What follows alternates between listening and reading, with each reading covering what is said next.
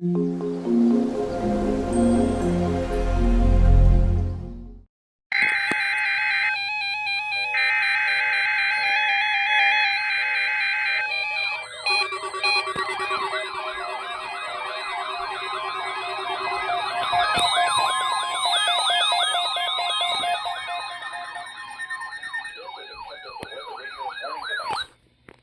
potentially dangerous weather situations or other emergencies, specially built receivers are automatically activated to warn of the impending hazard. Tests of these receivers are normally conducted by the National Weather Service every Wednesday between 11 a.m. and noon. Reception of this program and the warning alarm will vary at any given location. The variability becomes more noticeable at greater distances from the transmitter.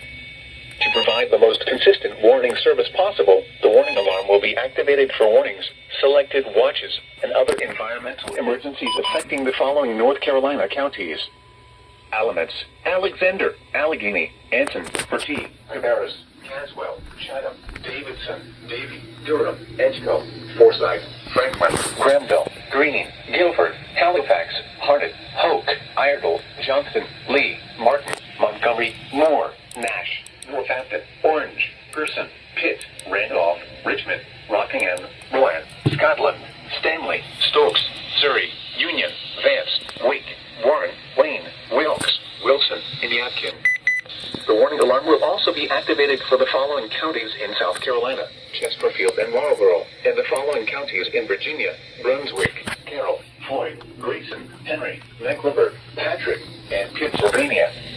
This includes the independent cities of Galax, Martinsville, and Danville. Repeating, the National Weather Service has just activated the public warning alarm tone in the test of the Weather Radio's warning alarm system.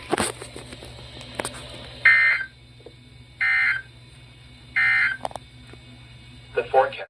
Alexander, Anson, Cabarrus, Tomar, Cleveland, Gaston, Ardell, Lincoln, Mecklenburg, Montgomery, Richmond, Rowan, Stanley, and Union.